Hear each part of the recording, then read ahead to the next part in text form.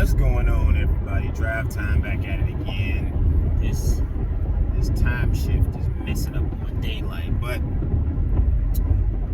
we got to talk about this dude that's on here complaining about getting fired from his job. So, got the brother jumps on social media to talk about how he got fired from CBS. He's working on a show. They took him off, and then he went around the office asking about everybody else and who they got fired and if they was staying and if they was going and if they was getting transferred. And then he started coming to the conclusion that it was all people of color and who makes the decision and why did you lie. Listen, if you want to make it in the job market, here's what you need to know. Nobody owes you anything. Now, you may find a job where you're under some sort of a contract to where there's certain things that are owed or promised to you. But understand that even in that circumstance, there's ways around it.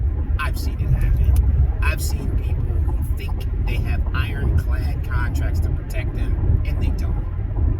There's always a way to get rid of you if you're an annoyance. And just from this dude's video, I can tell you he's an annoyance. Because if you get fired, the last thing you need to do is start going around to everybody in the office talking about it and then trying to get other information. And then once he went and gathered all this information, he says he goes back up to the office to confront the boss. No. You get fired, you leave cordially, and then you start brainstorming on what you're going to do next. Because, okay, let's say you're right, and they did fire all the people of color, as he said. Do you think that you pointed out is going to make them turn around and go and rehire all of you? And if they did, do you want to work there still? This is common sense. If you really feel like they only going around firing the Browns, then why would you want to stay there anyway? So I say that again for all the younger people that's entering the job market, and some of you older folks that's still in it, understand that they don't owe you. They don't owe you, and you acting like they do isn't going to get you anywhere other than a pink slip and unemployment. Just the way it works. Because annoying people get fired first.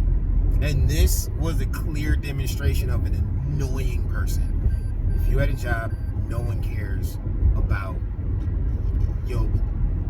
He was trying to say that they were racist because the decisions they made had a racist outcome. So therefore the decision was racist. And what he was saying was, when they had options to keep people, they kept the people who have been there the longest, and those weren't the people of color. So that meant that because and by longest, I'm saying the guy's exact quote was, they picked the people who they had worked with before. So I'm assuming on this TV show or on this show or whatever they were on, the producers or whoever had already previously worked with some of the people on the staff. So when they had to downsize the staff, they picked the people who they were familiar with the most, and they kept them, and they got rid of the rest. And so his explanation is that because the people who they worked with the most or who they were familiar with weren't the brown people, and brown people got fired, then them choosing the people that they worked with before was racist. Because the outcome of it was racist.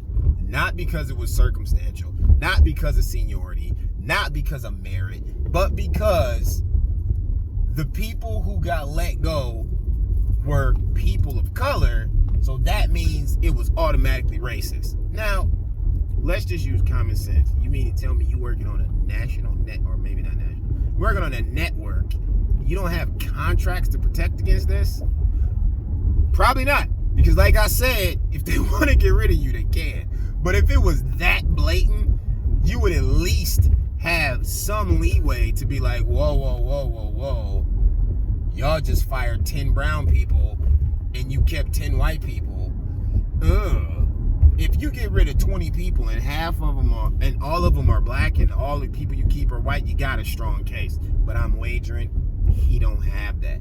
And I bet it's some stuff in his file, because usually it always is. And the reason why I'm saying all this is because, again, people, if you out here in this workforce and you doing your W-2 thing, and props off to you if you do.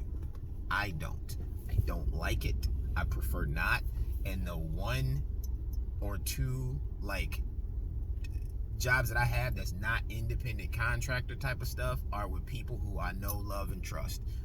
I don't really do the whole work for a company thing because I understand too well how they work, and I know too many like business owners and CEOs. But if you want to do this, that's great. Make your money, put some away, get your retirement and all of that. But understand, if you're not amazing, you're dispendable. Period. And what I would say to this dude is, you weren't good enough for the job.